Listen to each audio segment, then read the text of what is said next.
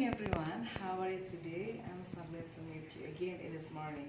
Well, for today, we are going to learn about labels of products, and then I hope you have to stay at your home and learn this video and do your exercises. Okay? Don't go anywhere and let's check the video. Well, hello, good morning, everyone. How are you today? I'm so glad to meet you again. Well, for today, we are going to learn about labels. Our big title is Now What You Eat. Jadi kalian harus mengetahui apa saja yang kalian makan.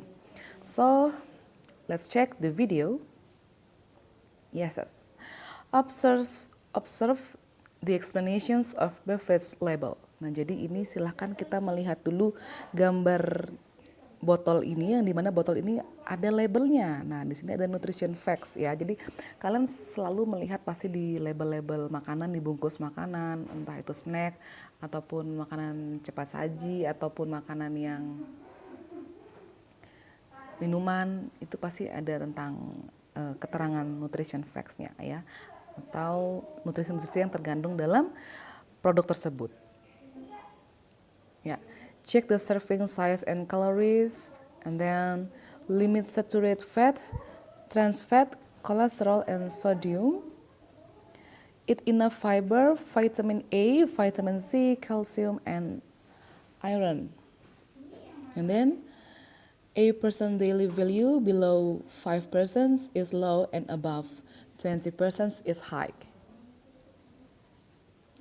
Ya, jadi kalau misalnya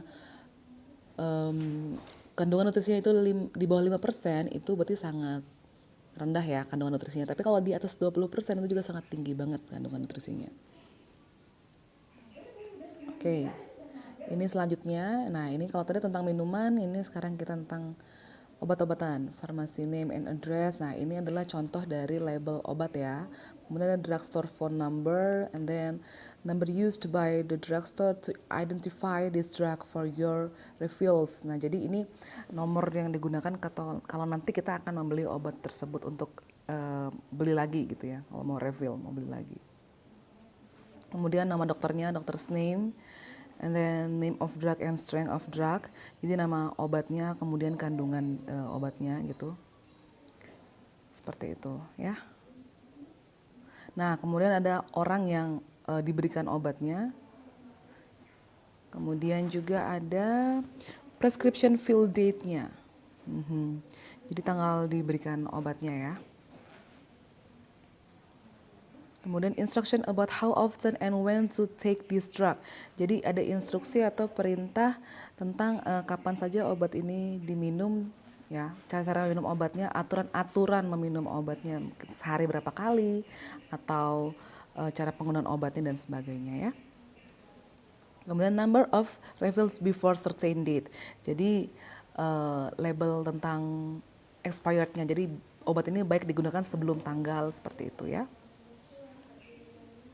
You should know what a label is used to give information about a product, where usually put on the back of most product. Jadi letaknya itu biasanya ada di belakang produknya ya, di belakang produk tersebut.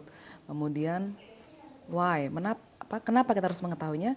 Supaya to know if the product is good to consume or not. Jadi supaya kita tahu produk ini bagus dikonsumsi atau tidak. The purpose of label, they are used to give information about the products. Jadi tujuannya memang pasti adalah untuk memberikan kita informasi tentang produk tersebut. Makanya ada tentang label itu, supaya kita tahu kandungan yang tertera dalam produk tersebut apa saja, kemudian apakah baik untuk dikonsumsi atau tidak, dan itu kan memberikan informasi ya. Nah, next, the social functions of food, drink, and medicine labels. To choose food of beverage or medicine which is suitable and safe. To avoid negative effect of food, beverage, or medicine. To get the best result of medication. Nah, jadi ini adalah fungsi-fungsi dari label-label makanan, minuman ataupun obat-obatan ya. Jadi untuk memilih mana saja makanan dan obat-obatan yang baik, kemudian yang aman, dan juga menghindari efek-efek negatif atau efek-efek yang buruk dari makanan atau minuman tersebut dan obat tersebut, kemudian juga untuk mendapatkan hasil yang terbaik dari makanan atau minuman dan obat yang kita konsumsi. Kemudian a label contains atau generic structure of labels. Oke, jadi ini adalah struktur yang ada dalam sebuah label. Yang pertama, name of the product, second, name of the brand, description of the product, the ingredients or the contents, the nutrition facts such as that uses or doses, storage and expiry date. Jadi ini adalah generic structure yang ada di sebuah label.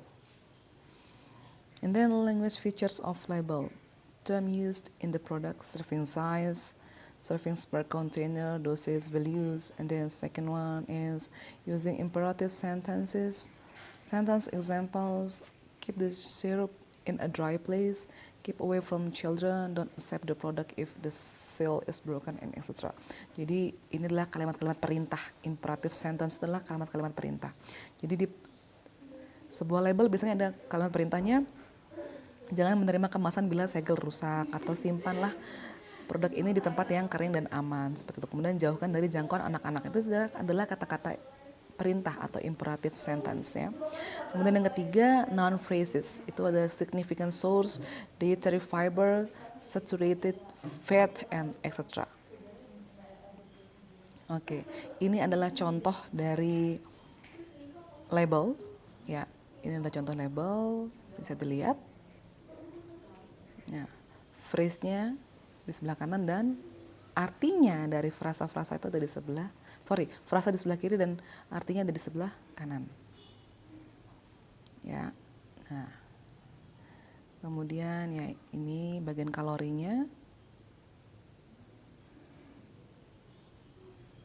ini bagian sodiumnya. Oke, dan itu tadi adalah contoh dari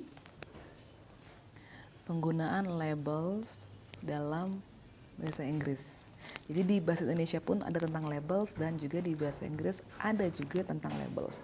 Okay, thank you for today. I think enough for today.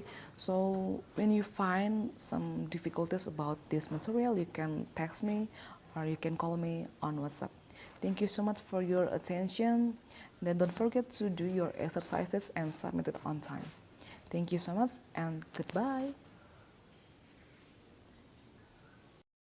Thank you so much for your highly kind attention.